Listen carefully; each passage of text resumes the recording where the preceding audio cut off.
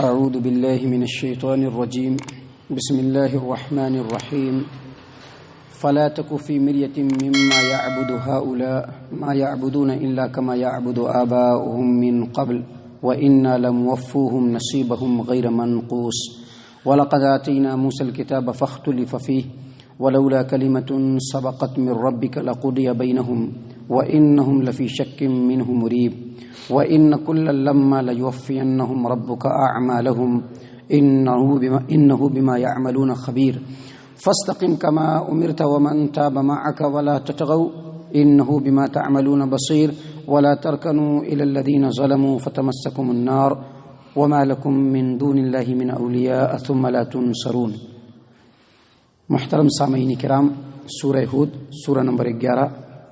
اور اسی صورت سے ابھی آپ کے سامنے آیت نمبر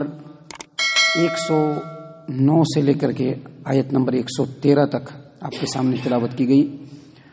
معزز سامعین کرام، ان آیات کے اندر اللہ تبارک و تعالیٰ نے تمام انسانوں کے لیے نصیحت بیان فرمائی ہے، مسلمانوں کے لیے بھی، مشرکین مکہ کے کفار اور جتنے بھی انسان قیامت تک آنے والے ہیں ان تمام کے لیے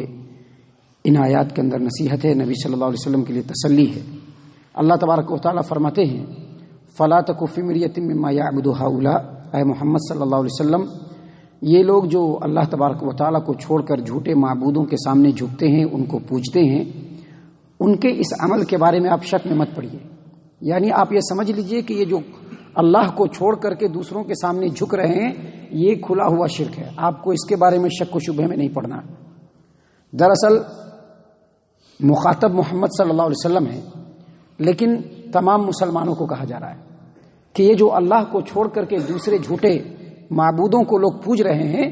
آپ اس کے بارے میں شک میں بالکل نہ پڑیے. سمجھ لیجئے کہ وحدانیت اور عقیدہ توحید یہی سچ ہے، اور اس کے علاوہ جتنے مشرکانہ عقائد ہے سب کے سب غلط ہیں. آپ کو اس کے بارے میں شک و شبہ میں نہیں پڑنا ہے. نبی صلی اللہ علیہ وسلم کو اس لیے مخاطب کیا گیا تاکہ تاکید ہو، کیونکہ نبی صلی اللہ علیہ وسلم یا انبیاء علیہ السلام جو ہوتے ہیں وہ لوگوں کے شکوک و شبہات کو دور کرتے ہیں دلائل کی روشنی میں، وہ کبھی بھی شک میں نہیں پڑ سکتے ہیں. لیکن تاکید کے طور پر نبی صلی اللہ علیہ وسلم نے فرمایا، نبی صلی اللہ علیہ وسلم کو اللہ تبارک و تعالیٰ نے فرمایا کہ اے محمد صلی اللہ علیہ وسلم، یہ لوگ جن جھوٹے معبودوں کی عبادت کرتے ہیں اس کے بارے میں آپ شک میں مت پڑیے. ما یعبدون الا کما یعبد آباؤہم من قبل، یہ لوگ جو اپنے بتوں کو، اپنے ولیوں کو، اپنے جو اللہ کے قریبی سمجھ کر کے جن کو یہ لوگ پوج رہے ہیں جھوٹے معبودوں کو پورے محبت اور عقیدت کے ساتھ، بالکل یہی عمل ان کے باپ دادا بھی کیا کرتے تھے. وَإِنَّا لَمُوَفُّوهُمْ نَصِيبَهُمْ غَيْرَ مَنْقُوصٍ، اور ہم ضرور بھی ضرور ان میں سے ہر ایک کو بغیر کمی بیشی کی ہوئے ان کے عمل کا بدلہ دیں گے. یعنی اس آیت کریمہ کے اس ٹکڑے میں اللہ تبارک و تعالیٰ دراصل یہ فرما رہے ہیں کہ اس سے پہلے جتنی قومیں آئیں جن کو ان کے شرک و بت پرستی کی وجہ سے اللہ تبارک و تعالیٰ نے جب ہلاک کیا، جب ان کے اوپر عذاب آیا تو ان کے مجاور، ان کے آستانے، ان کے جھوٹے معبود ان کو بچا نہیں سکے. اور جب مکہ والوں پر بھی عذاب آئے گا تو اللہ تبارک و تعالیٰ ان کو بھی جب اللہ تبارک و تعالیٰ مکہ والوں کے اوپر عذاب بھیجے گا تو ان کے جھوٹے معبود بھی ان کو نہیں بچا سکیں گے. اور جو کچھ یہ لوگ کر رہے ہیں، جو بھی ان کا عقیدہ ہے، یہ عقل اور تجربے کی روشنی میں اور دلائل کی روشنی میں غلط ثابت ہو چکے ہیں. یہ لوگ جو کچھ کر رہے ہیں ان کے پیچھے دلیل نہیں ہے، بلکہ یہ لوگ اپنے باپ دادا کی تقلید میں ایسا کر رہے ہیں، اور ان کے عملوں کا بھرپور بدلہ اللہ تبارک و تعالیٰ ان کو دے گا. اس کے بعد اللہ تبارک و تعالیٰ محمد عربی صلی اللہ علیہ وسلم کی طرف مخاطب کرتے ہوئے مزید کہا وَلَقَدْ آتَيْنَا مُوسَى الْكِتَابَ فَاخْتُلِفَ فِيهِ وَلَوْلَا كَلِمَةٌ سَبَقَتْ مِن رَّبِّكَ لَقُضِيَ بَيْنَهُمْ وَإِنَّهُمْ لَفِي شَكٍّ مِّنْهُ مُرِيبٍ. اے محمد صلی اللہ علیہ وسلم، ہم نے موسیٰ علیہ السلام کے اوپر بھی توریت کو نازل کیا. فَاخْتُلِفَ فِيهِ، تو لوگوں نے اس میں بھی اختلاف کیا. جب موسیٰ علیہ السلام کے اوپر اللہ تبارک و تعالیٰ نے توریت نازل فرمایا تو بنی اسرائیل کے لوگوں نے اس میں بھی اختلاف کیا. اور اللہ فرماتے ہیں کہ وَلَوْلَا كَلِمَةٌ سَبَقَتْ مِن رَّبِّكَ لَقُضِيَ بَيْنَهُمْ، اور اگر اللہ تبارک و تعالیٰ کی طرف سے فیصلہ نہیں ہو چکا ہوتا، بدلے کا دن مقرر نہیں ہو چکا ہوتا، تو اللہ تبارک و تعالیٰ ان کے درمیان فیصلہ کر دیتا، انصاف کر دیتا. وَإِنَّهُمْ لَفِي شَكٍّ مِّنْهُ مُرِيبٍ، اور ان کتابوں کے سلسلے میں اور توریت کے سلسلے میں یہ لوگ ایسے شک اور پریشانی میں ہیں جو انہوں نے ان کو بے چین کر رکھا ہے۔ اس آیت کریمہ کا مطلب یہ ہے کہ اللہ تبارک و تعالیٰ یہ فرمانا چاہ رہے ہیں، یہاں پر تمام مسلمانوں کو یہ کہنا چاہ رہے ہیں اور نبی اکرم صلی اللہ علیہ وسلم کو یہ تسلی دینا چاہ رہے ہیں کہ جس طرح سے قرآن کریم نازل ہوا اور قرآن کریم کے نازل ہونے کے بعد لوگوں نے اس کتاب کو جھٹلایا، اس کے بارے میں طرح طرح کی باتیں بنائی۔ مثال کے طور پر بہت سارے لوگوں نے کہا کہ یہ جو قرآن کریم ہے یہ پچھلے لوگوں کے داستان کو سناتا ہے۔ کچھ لوگوں نے کہا کہ قرآن کریم کے اندر جو باتیں بیان کی گئی ہے اس انداز میں بیان کی گئی ہے کہ یہ بیان کی جادوگری ہے۔ کچھ لوگوں نے کہا کہ یہ جو قرآن کریم ہے اس کو محمد صلی اللہ علیہ وسلم خود سے لکھ لکھ کر کے لوگوں کے سامنے سنا رہے ہیں، اور کچھ لوگوں نے کہا کہ اس قرآن کریم کو محمد صلی اللہ علیہ وسلم کسی سے سیکھ رہے ہیں اور سیکھ کر کے لوگوں کے سامنے بیان کر رہے ہیں۔ اللہ نے فرمایا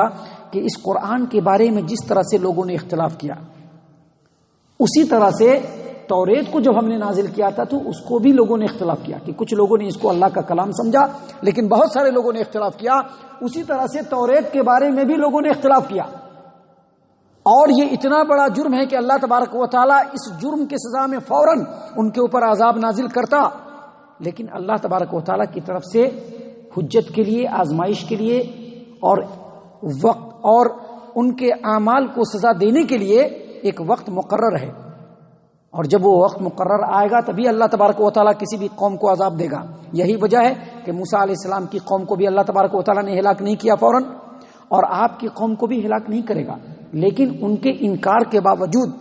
اس قرآن کریم میں ایسے بصیرت افروز دلائل موجود ہیں کہ جن دلائل کو سننے کے بعد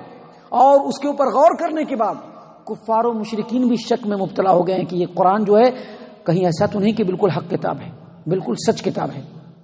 اور شک میں مبتلا ہو کر کے وہ بالکل بے چین بنے ہوئے ہیں۔ اللہ تبارک و تعالیٰ نے اس کے بعد محمد عربی صلی اللہ علیہ وسلم کو مزید کہا وَإِنَّ كُلًّا لَمَّا لَيُوَفِّيَنَّهُمْ رَبُّكَ أَعْمَالَهُمْ إِنَّهُ بِمَا يَعْمَلُونَ خَبِيرٌ، اور جو لوگ اس قرآن کریم کا انکار کر رہے ہیں یا جو لوگ اس سے پہلے کی کتابوں کا انکار کر چکے ہیں، اللہ تبارک و تعالیٰ ان تمام کو بھرپور، آپ کا جو رب ہے بھرپور ان کے اعمال کا بدلہ دے گا، اور اللہ تبارک و تعالیٰ ان کے عملوں کے اوپر بہت زیادہ باخبر ہے۔ اس کے بعد اللہ تبارک و تعالیٰ نے مزید کہا فَاسْتَقِمْ كَمَا أُمِرْتَ وَمَنْ تَابَ مَعَكَ وَلَا تَطْغَوْا، اے محمد صلی اللہ علیہ وسلم جیسا آپ کو حکم دیا گیا ہے ویسا آپ اللہ کے حکم کے اوپر ڈٹ جائیے، آپ بھی اور آپ کے ساتھ ایمان کے تعلق سے جو لوگ اللہ کی طرف رجوع کیے ہیں وہ تمام کے تمام، یعنی آپ بھی اور آپ کے تمام متبعین، تمام مسلمانوں کے لیے لازم ہے کہ جو حکم دیا گیا ہے قرآن کے ذریعے سے اور جو حکم دیا گیا ہے نبی کے فرمان کے ذریعے سے اس پر آپ جم جائیے، ڈٹ جائیے اور سرتابی نہ کیجیے،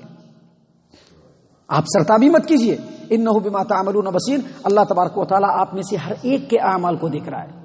یعنی اللہ تبارک و تعالیٰ یہاں پر یہ حکم دے رہا ہے کہ اے محمد صلی اللہ علیہ وسلم آپ بھی اور مومنین بھی لوگوں کی باتوں پر دھیان مت دیجیے، اللہ اور اس کے رسول کا جو حکم ہے اس کے اوپر آپ ڈٹ جائیے اور حد سے آگے نہ بڑھیے، کیونکہ جب آپ شریعت کے حدود کو توڑنے کی کوشش کریں گے تو یاد رکھیے اللہ تبارک و تعالیٰ آپ تمام کے اعمال کو خوب دیکھ رہا ہے اور اس کے مطابق اللہ تبارک و تعالیٰ بدلہ دینے کے اوپر بھی قدرت رکھتا ہے۔ اس کے بعد اللہ تبارک و تعالیٰ نے اخیر میں جو آج جو آیتیں آپ کے سامنے بیان کی گئی ان آیتوں میں سے سب سے آخری آیت میں اللہ تبارک و تعالیٰ نے ایک اور نصیحت کی۔ اللہ فرماتے ہیں وَلَا تَرْكَنُوا إِلَى الَّذِينَ ظَلَمُوا فَتَمَسَّكُمُ النَّارُ وَمَا لَكُم مِّن دُونِ اللَّهِ مِنْ أَوْلِيَاءَ ثُمَّ لَا تُنصَرُونَ۔ اللہ فرماتے ہیں کہ اے محمد صلی اللہ علیہ وسلم اور اے مسلمانوں، آپ ان لوگوں کی طرف مائل مت ہوئیے، ان لوگوں کی طرف مت جھکیے، ان لوگوں سے ساز باز مت کیجیے جن لوگوں نے اپنے آپ پر ظلم کیا۔ اگر آپ ایسا کریں گے تو جہنم کی آگ آپ کو بھی لپٹ جائے گی اور اللہ کے علاوہ آپ کا کوئی مددگار نہیں ہوگا اور پھر آپ کی مدد بھی نہیں کی جائے گی۔ یعنی اللہ تبارک و تعالیٰ اس سے پہلی آیت کریمہ میں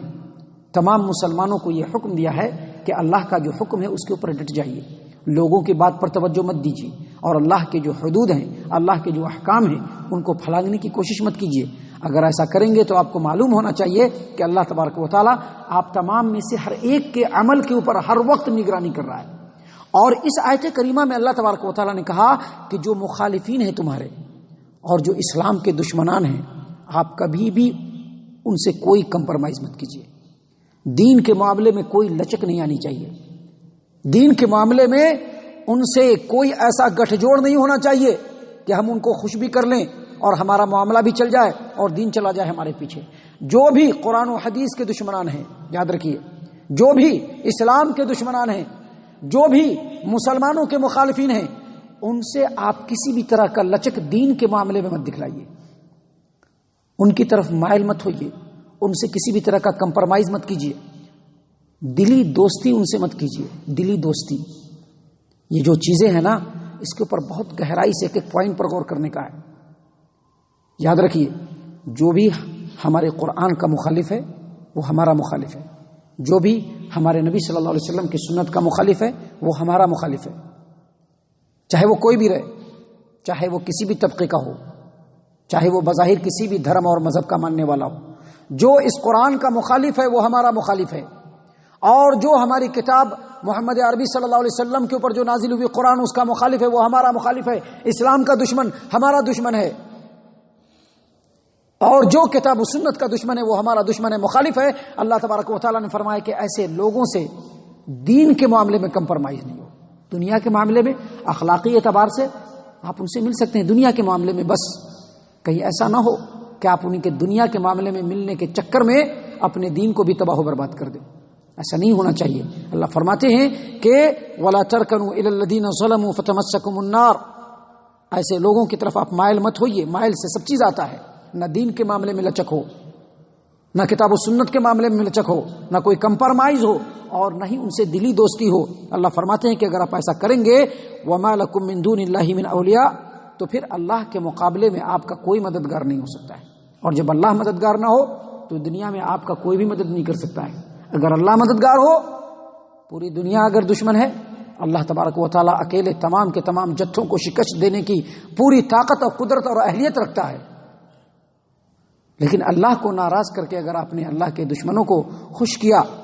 تو پھر اللہ تبارک و تعالیٰ کے مقابلے میں آپ کا کوئی مددگار نہیں ہوگا. اور اللہ مزید فرماتے ہیں ثم لا تنصرون، اور پھر اللہ تبارک و تعالیٰ کی طرف سے یا کسی بھی کی طرف سے آپ کو کوئی مدد نہیں کی جائے گی. اس آیت کریمہ کے تعلق سے ایک بات ہمیشہ ذہن نشین رکھیے کہ ہمارا اخلاق اور ہمارا کردار ہمیشہ ہر ایک انسان کے ساتھ ہونا چاہیے،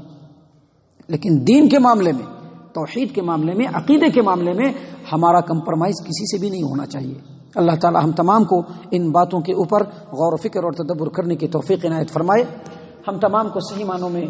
موحد اور مسلمان بنائے، جنت الفردوس میں جگہ عطا فرمائے. اے اللہ ہم تمام کو جہنم سے پناہ دے. اے رب العالمین ہم تمام کو جہنم سے پناہ دے. اے مالک الملک ہم تمام کو جہنم سے پناہ دے. آمین یا رب العالمین. وما علینا الا البلاغ المبین.